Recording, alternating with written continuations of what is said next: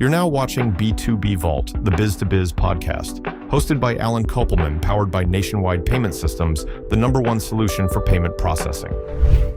Hey, everybody. Welcome to today's episode of B2B Vault, the Biz Podcast, sponsored by Nationwide Payment Systems and our new gateway, NPS One, where you can do smart invoicing, send out payment links, have a customer database, get a free WooCommerce plugin, and a two-way sync to QuickBooks. To find out more about our great services, you can visit nationwidepaymentsystems.com. And today we welcome to the podcast Adam Spector from hirechore.com. And it's interesting because I just came across a post that he made on LinkedIn one day. And I was like, hey, this looks pretty interesting. I got to find out about this company. And I connected with Adam and we chatted. And I said, hey, I think this would make a great podcast. So welcome to the show. And Alan, it is great to be here. Thank you. yeah, give us a little overview on who you are, where you're from. All the good stuff. Yeah. So I'm obviously founder and CEO of Chore. We do back office chores. We essentially run operations for companies. So that means we do all the HR. We are outsourced HR. We do all the compliance work that you have to deal with. So state registrations, all that work. We do all the finance, accounts payable, accounts receivable, bookkeeping, taxes. And we do, for startups, we do equity management as well. So essentially all of the annoying things that a founder needs to manage to run the company, we take that off their plate so the founders can focus back on what they do best, which is building a great product and getting customers for that product. Before that, I'm a 4-time founder. I founded 4 different companies. I've had the privilege of investing in over 200 companies as well as an early stage investor. And I've probably seen just about everything out there. Still more to learn, but I've seen a lot. So what motivated you to start this company? Pretty simple, which was that my previous companies, I come in as a business founder. I had a lot of great sort of technical co-founders. And as the business founder, my job was to go get business. But then I also had to spend probably 5 to 10 hours a week, just like, man, there's some payroll issue, or there's some tax issue, there's some accounting issue, there was some compliance issue. And all these random things kept popping up that were so distracting and time consuming. And it was like death by 1,000 cuts, trying to run all these things. It's like, oh, I want to go do this sale today. Oh, wait, my team's saying payroll didn't run. Well, what a distraction.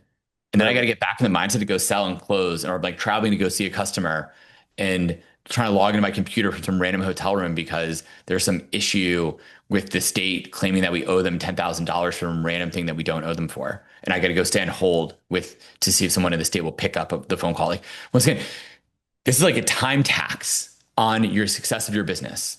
And it is actually, the admin side is why most businesses fail today, especially small businesses, to be clear, because they can't afford to outsource this, or at least they don't think they can afford to outsource it. And so they try to do it themselves as a founder. And you take a founder, I'll just use some random example, right? Someone who makes the best pies in the world. They are the world's best pie maker. Delicious pies. They go start a business. They sell all these pies. People love their pies. Okay, they open a storefront. Now they have to deal with all the regulations for a storefront. They got to go hire some people to man the storefront. They have to hire a bunch more chefs and bakers and everything else and train those people on how to do it. And they're still dealing with all the other stuff and trying to market it, put things on Instagram, whatever they're doing. And next thing you know, they start failing because they're hiring bad people. The people are stealing from them. There's issues happening. Payroll isn't running. And it all just falls apart. It's a classic story of business failure because the person who was great at a certain thing, who had a superpower in baking pies, is now trying to figure out how to run payroll. And guess what? Those two things don't usually mix all that well, or unless you want a payroll pie, I suppose. I don't know. That could be, it might not be tasty, but it could fill up your bank account. I was gonna say, if it's filled with money, that sounds like a pretty good pie. But for most people, payroll, at least for a business owner, payroll is money going out the door, not coming in. And so you need to run well, you need to pay your team, obviously, but you need to make sure you're actually collecting money, which means running a good business, making sure your product, your pies are freaking amazing, making sure people know how to go buy your pies, not figuring out how to do all the back office chores. Yeah, there's a lot of difficult tasks. One thing I learned about payroll is it's better just to have a payroll company, let them deal with the payroll and especially making sure the taxes are paid. It's super important. And from an HR standpoint, it is, when you get to a certain size, all of a sudden you need an employee handbook. You have to have people have like an onboarding meeting and they have to sign onboarding paperwork. And then you got to collect all their information so you can put it into the payroll system and the time clock system or whatever it is. And that could consume hours of your time. And, calling the government, like having to call up, let's say you have to call up like the sales tax office, unemployment, or in Florida, they call it re-employment. I don't even understand. Like the Department of Revenue is in charge of your sales tax, and they also collect your unemployment tax. And then they call the unemployment, re-employment people are under the Florida Commerce, which makes That's weird. what's But your point is the right one, right? This is where companies like what a terrible use of your time. I mean, do you enjoy that, Alan, as like a business leader? Is this something you enjoy doing? Is it a No, I good use hate of your it. time? Are you I hate making it. money by spending time on this? No, So definitely why the not. heck would you ever do it? Like, why wouldn't you delegate it out to someone else? Yeah, exactly. I mean, thank goodness for me, I don't have that many employees to do that That's were. what everyone says. You're still wasting time, Alan. I'm telling you, this is a tax on your time. And like, this is the whole thing. Well, I don't have that many employees. I don't have that much stuff. It doesn't matter. There's all this stuff that happens. Right, And literally, there are companies, obviously, Chore is one of them, that will do it for a price that makes sense for your size company. right. It's not just like, oh, the big companies that have 100 or 200 or 1,000 people can hire a back office team. That is BS. There are solutions out there that exist. You don't need to do this work again. And like, I don't know, life's too short. I mean, this is what I love doing, so I'm cool with it. But I think for most entrepreneurs, I don't think like they don't want on their grave to say, built an okay business, spent half of the time doing payroll.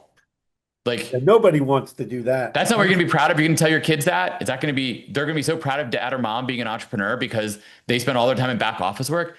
Give me an effing break. That is a joke. Yeah, And yet one of that's the what things happens. it's weird because I had a discussion with a few business owners recently, and we were talking about how unemployment is handled, right? And we were discussing it, and I was like, the state is like so out our state is like completely like out of control. Like they send you a letter in the mail, you have like 2 days to answer it, Yep. right? They don't even have a way for you to upload documents on their website. So now you Correct. have to go make copies of find all this stuff, make copies of it, then mail it to them. And they have a PO box, so you can't use FedEx. So once again, so then why are you doing that yourself? Like this is you're perfectly describing the problems.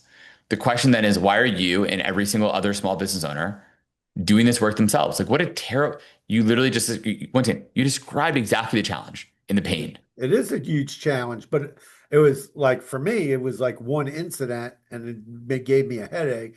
But I was talking to a couple of friends of mine, and one of my friends was like, "Yeah, we have high turnover. They own a restaurant company with 3 restaurants." And he's like, "Yeah," he goes, "We have one person that's just dealing with this all the time. Like that's their full-time job." I'm like, "Dude, are you kidding me?" Like, I mean, even for that person, that person's company, this is where at least Chore, that's why we exist, is because like you shouldn't have to hire, recruit, manage, and train someone just to do this work. Hire specialists whose only job it is to handle all of this stuff. There's things that other people don't realize as well is a lot of companies say, I need to hire someone full time for this role, or I need to hire someone to go do this. I absolutely believe to the depths of my heart that we are moving into a world where you need fewer and fewer full time employees on your team. In fact, you should try every day to build everything you can with outsourced talent, contractors, or vendors, and just say, nope, I know there's someone who can handle all the unemployment stuff, all the unemployment claims. I don't need to hire someone that I have to manage who has to come into the office. If they get sick, I need to backfill them. Wait a minute, like to your friend's company. If that yeah. person who runs all this gets sick or goes on vacation or quits, your friend's probably SOL, Yeah, my right? friend told me he goes he had a bunch of unemployment cases and he goes they got tired of just dealing with the state. So I said, "What'd you do?" He goes I just don't even answer them anymore. because I said, then your unemployment rate's going to go through the roof. And then Correct. what are you're going to be paying like some crazy unemployment rate. So that's once again, this is the issue that they need to be considering, and this is the why you need specialists for this. And I know, like, keep talking about this, but like, if for all the people listening to this podcast, like, please don't hire someone full time internally for this work. Do not do it yourself as a founder.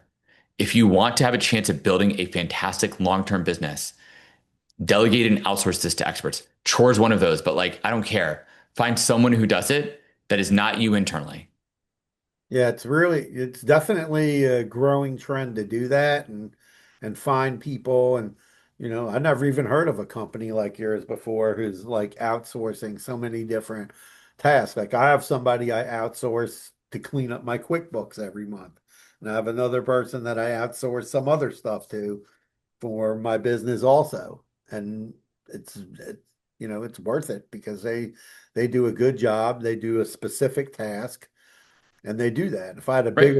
bigger, if I was constantly hiring people, I would definitely outsource HR because it's a huge pain. It's not just because you have the hiring process, the interviewing process, the onboarding process, getting them enrolled in whatever systems that you're having them use, right? That could all be handled by somebody, outside that just goes here, boom, collects all the information, takes care of it, boom, boom, boom, boom, boom, and you're done. Correct. And wouldn't it be nice to just say, I'm hiring you as a contracting firm for me or a vendor or whatever, and you promise me you're going to do X job, right? You guys at MPS One, you sell a certain product, and people buy that product and expect an outcome from you. And if you provide that outcome every time, they're super happy. And if you don't, they're angry, right? Or you could use Coca-Cola as an example, right? I buy Coke. I'm expecting to taste the same basically anywhere in the globe I go and not have any diseases or anything else in it, right? Expecting it to be high quality. Um, and that's the same thing with every vendor you work with. It's my job as a vendor to our customers to get them high quality services at all times. Now, I have to deal with all the issues on my team, right? Training, recruiting, hiring, managing, keeping people happy, all the stuff. But that's on me. You as my customer, you don't care. You don't care if I'm getting it. All you care about is the outcomes you're receiving. Exactly. I'm paying you money, get me the outcome. That's my relationship with my customers. And that's a fair one. Well, it's like when I first became an executive chef before I was in this business, I worked in the hotel business and I got my first executive chef position. And I'll never forget the food and beverage director sat me down and he's like, listen, he goes, I'm going to teach you something. And I said, okay, teach. So he taught me a few things I learned from him. I probably taught him plenty of things too, but two of the most important things he told me was customers come into your business and he goes, they have a blank slate. So when they're done eating, whatever it is, whatever you're selling them, dealing with them, no matter what it is. If you're selling them chore, you're selling them NPS one, you're selling them a phone, whatever it is, they have a blank slate. When they leave, there's either going to be a blank slate, a zero. They didn't have a positive or negative experience, or they have a minus sign, so they had a negative experience, or they have a plus sign and they had a good experience. Mm-hmm. So you want to make sure that whatever you do, you want everybody to leave with the plus sign, on their forehead. That's what he used to tell me. Correct. Like, but once again, like this goes back to the question of like, that is what a good vendor does. When you have a product, your whole point of your good product is that people are happy with the product, the output, right? The problem that you have with employees, and sorry, I'm on a rant today about this because I was writing a post about this today about like the actual cost of a discussion with a potential customer. They're like, well, we might want to hire someone internally. And I just don't understand it. Like what people don't take into account is the average employee. Let me find this data for you really quick here. I literally will tell you some really interesting things, right? So, okay. So the average employee Right. is like, so here we go. 21% of workers globally are engaged. Only 21% of workers globally are actually engaged at work. So that means 79%, right, are disengaged. That's not right. good. 62% of your workers are doing the minimum amount every single day. 15% of your employees are actively working against you as a company, like their own companies. They're working against your outcomes. 15%. Over 70% of employees dread going to work on Mondays. Um, Only 15% of frontline workers say that work fulfills any sense of purpose. And 50% of your workers are watching for or actively seeking a new job right now. That's crazy. Do you want to hire a full-time employee, or do you want to hire an outsource company who just says, we're going to do X job for you and get it done? Why would you want employees given those stats? It makes you want to think, right? And then, it makes you want to think like how do you deal with that? Now, if you're running a retail store or a restaurant, you can't outsource employees unless you're going to start having robots. Sure. Yeah, there are certain companies you have to have employees for, but there's a lot that you don't need to have employees for most jobs other than the core ones that you do. Everything else you just say, I'm going to hire a vendor. And the thing is with vendors, right? Look, with Chore, we will charge you more on like a per hour basis to run HR and finance and compliance than you would pay your full-time person on an hourly basis. However, we only use hours we need, number one, right? So we're only essentially, we don't charge by the hour, but we're essentially only charging you for hours we really work. Whereas, you have an employee, he's sitting around half the day, like twiddling their thumbs, you're paying them for that. Right. But okay, so that's one. Two, you're paying us to make sure we're getting it right every single time on a regular basis. Maybe not every time, but hopefully every time as much as possible. And three, and I forget my third point, but like, we're dealing with all this stuff. So if you have a person, people look, hired a lot of people, Alan. Um, Hundreds. People get sick, people go on vacation, people have family issues, you name it. More people, more problems. And look, I love people, but like people got a lot of issues. And so they're unreliable in many cases. Whereas once again, a vendor is more reliable, right? So maybe I'll use the pie as an example.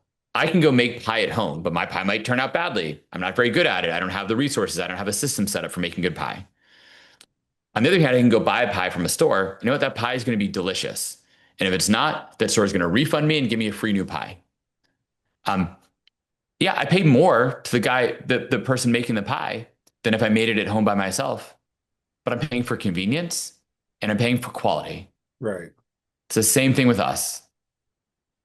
Yeah, I Sorry. think it's definitely, it's definitely a trend that's been going on in the United States for a long time. And, with workers, and it's the same thing. Like we were talking before we hopped on the podcast about when people are building sales teams out, how are they building their team out? Are they hiring a manager and then a bunch of people on salary, or are they hiring a manager and a bunch of 1099s?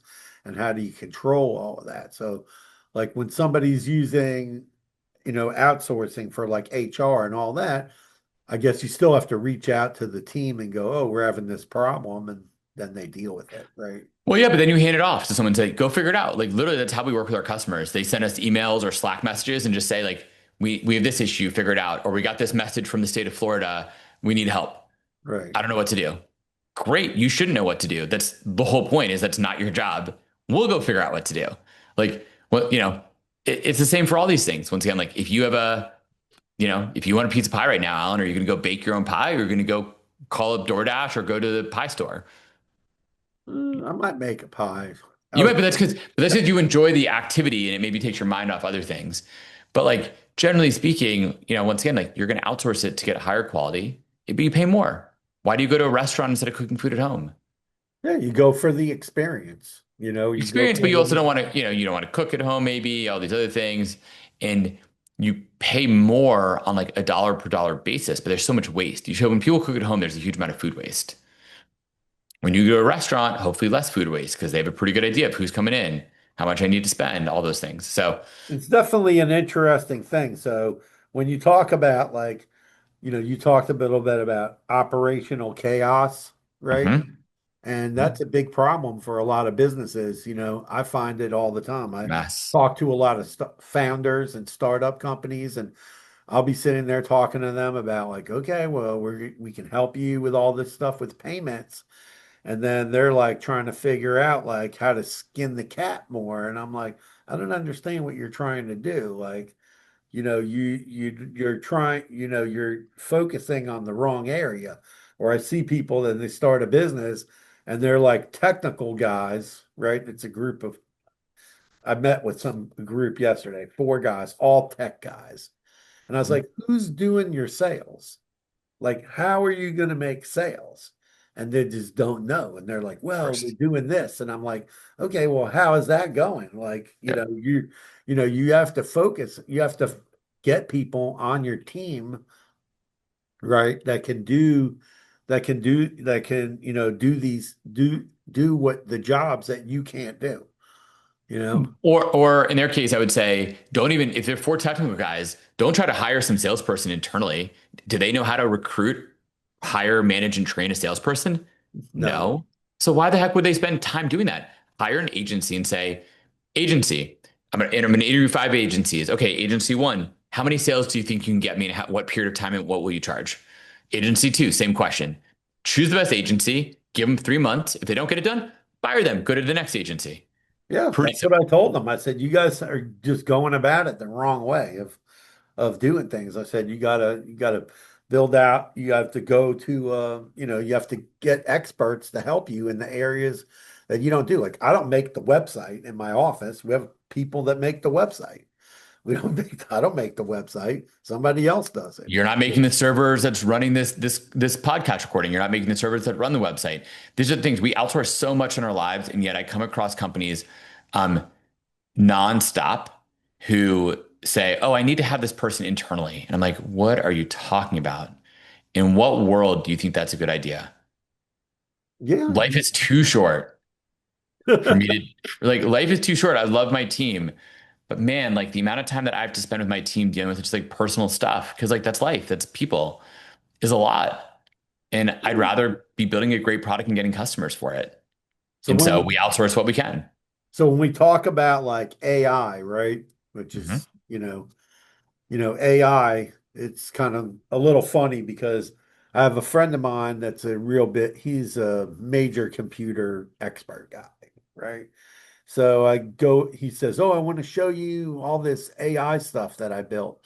So I was like, okay. So I go over to his office. He shows me all this AI that he built out. And then the other day, I go talk to him about it again. And he goes, yeah, I don't know what I'm going to do. And I said, what do you mean you don't know what you're going to do? And he's like, goes, it's a huge problem. And I said, what happened? He goes, well, Claude and OpenAI and Anthropic. He goes, they woke up the other day because they figured out that everybody was taking their $200 a month product and building out all these agents on it, right? And gobbling up all these, I don't understand it, the coins or whatever you call them, Tokens. Yeah. tokens, right? So he's like, I get an email from Claude, and I go, what does it say? And he says, it says I'm using 5 billion tokens or something, right?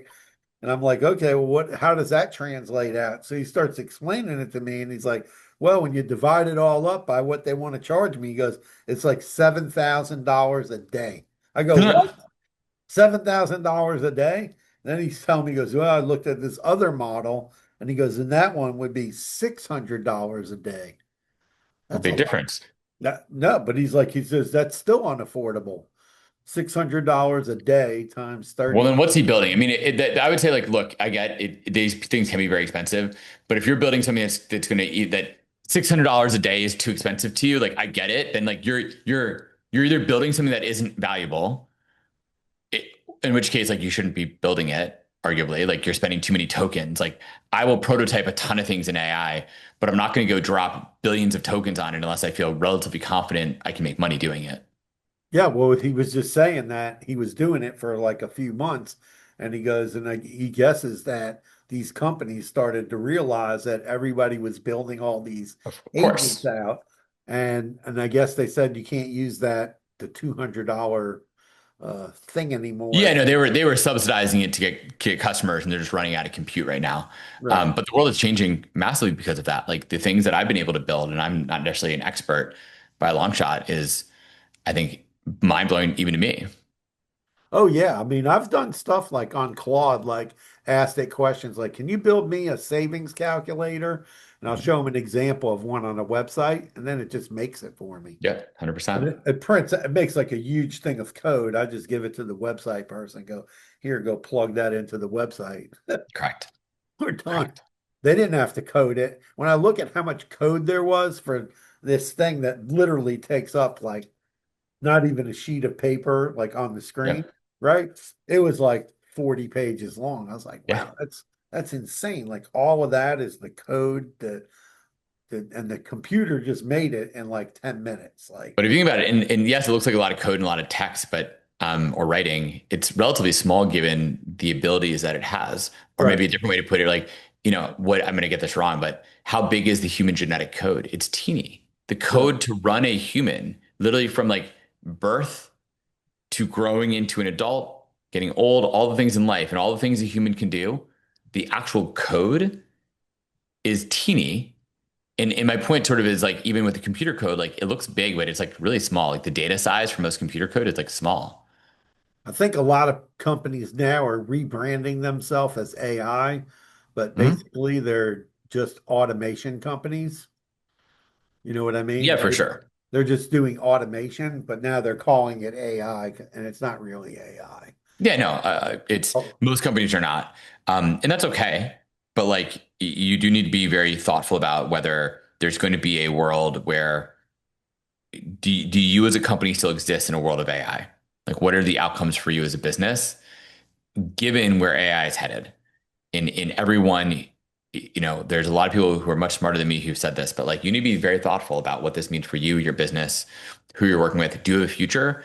How are you creating that future? And what are you doing to create that future? So at Chore, we're working really hard to make sure we are building a super strong AI foundation, which I think will enable us to work great with every company into the future and hopefully build a really bright future for us. But if we don't do that, we relegate ourselves to death. So we need to do it. yeah, the AI, it's the future. So you got to figure out like how to, do more automation, how to figure out how to use AI. You have to figure out how to get your employees to use AI so they can do more in their day. Hmm. You know, either that or you're going to end up outsourcing to somebody who knows how to use AI. I was talking to some students from a high school the other day, and actually they're going to be a guest on the pod. We already recorded a That's fine. podcast, and they started an AI group in their high school, and so we were talking all about AI, what their teachers are like against it, but what are they doing with it? What are the other students doing Legitimate with it? question. What's going on with the AI? And they said, like the teacher gives them some homework to do and they don't understand it, and their parents don't understand it. So now they can take that homework. I wish I had this.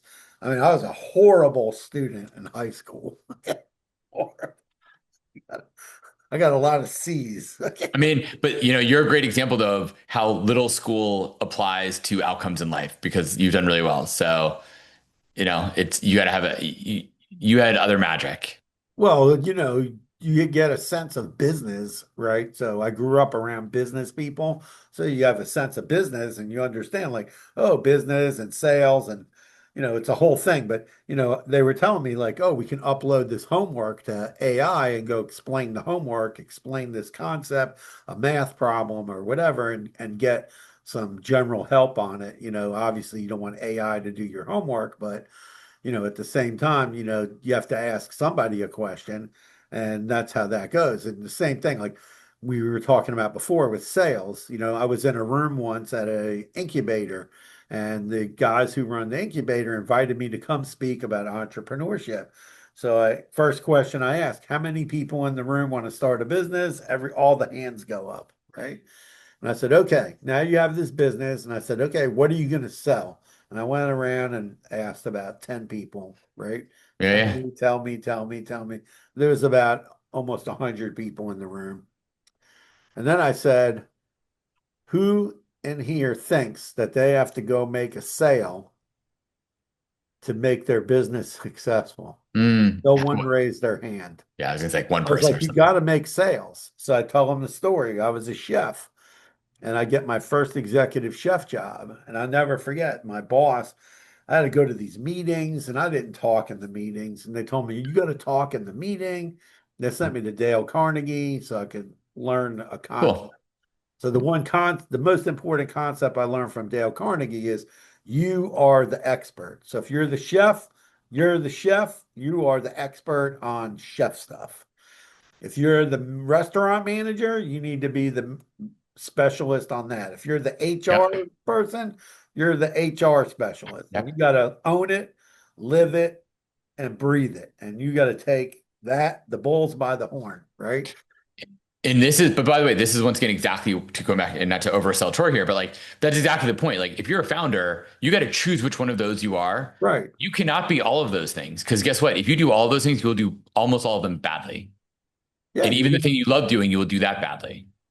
Yeah, it's not good, but you gotta, people have to understand like what are they doing in their business? What chores do you think that AI, besides like what you're doing, the outsourcing, where do you see like AI coming into businesses? Because I look at tools every day and I'm trying to find like the right tools to incorporate into my business, right? So you have to really dive in, talk to these companies, and a lot of them, they're super expensive. They're looking for high ticket people selling high ticket stuff. So that's not for me. We're not a high ticket company where we're selling people something that costs 3, 4, 5 grand, right? Yeah, and I don't think most companies need to be selling you high ticket things. Like the thing is, the beauty of AI is it's dramatically lowering the cost of a lot of things. So it's lowering the cost to get work done and getting output. And so in the end, like when I hire a lot of my vendors, I just say, look, I want outcomes. You achieve these outcomes. I don't actually don't care what tools you're using. Don't tell me the details. I don't need to know. That's the whole point is like you're the expert. Just tell me what outcomes you're going to get. Right. And so like for as an example with sales or with leads, if I'm going to go hire some company to do leads for me, I want them to achieve outcomes. Get me great outcomes. I don't care what you're doing to get there. Just achieve them. Yeah, I had a couple of marketing companies that we hired one time, and we said, okay, we want to be able to measure the outcomes, and they got really nervous with me. And Yeah, I most people do. and I'm like, well, if you're not going to measure the outcome, how do you justify how much you're going to charge me to do this? Correct. There has to be an outcome. If you don't achieve the outcome, then I want some of my money back. And So they probably didn't want to work with you. this one guy was like, okay, they worked with me. And then he ended up having to give me back a lot of money because he didn't achieve the outcome. And he tried to blame it on me. And I said, no, you're the one. If I knew what to do, I wouldn't hire you. Yeah. And a lot of times when I talk to these people about AI, they're trying to resell something that they're involved with, and they're not the creator of the AI and all that. Correct. you know, and I even know another person who went and put all these open claw things in people's businesses, and Mhm. then they're all shut off right now Of because course, they because it broke was down. using the $200 thing, right? Yeah. And then it all went kaput. The guy installed like a lot. I said, "What do you?" I asked him. I said, "Oh, what are you doing about that now?" Because we wouldn't give him credit card processing because it was an unproven like product that he was Yeah. selling. And I was like, now what are you going to do? He's like, I don't know. He goes, but I'm essentially right now out of business Yeah. I get it. because he was It's, using billions of tokens, right? And it's done. But what do you see like things that AI can do for people, like answer the phone to take, what? my working assumption is AI can do every single thing that I or any other business can do. So the first thing that I try to do is I go ask AI, can it go build this for me? Or what vendors does it recommend to go do it? Now, to be clear, I also don't believe that I should go build most of the tools that my vendors can do. So let's say I want to get content created that I want to post different places. I can go obviously ask Claude to go write me or ChatGPT to go write me a post. Um, but it might not be the best post in the world. Right. And so are there specialist tools that go do that? Or doing outreach to various companies or building me a pitch deck, right? Claude Design now has that, but there's also lots of other companies that will do that. Or helping me edit my podcast and get great stuff out the door on that front. There's so many different things that I can go do. But my working assumption to start with is AI can do a lot of it. That's where I start. And then I go from there. if AI can't do it by myself, or I don't want it, the cost of maintaining it, right? Because that's expensive to your point of open quality. It's expensive to maintain these systems. I don't want to go rebuild my CRM, right? Right. I'll go get, I wouldn't recommend Salesforce, but like I go get something like Salesforce, right? Because there's a CRM out there. They're not that expensive. And I just don't want to go build that myself. Like that's just the tax of building and maintaining something is pretty high too.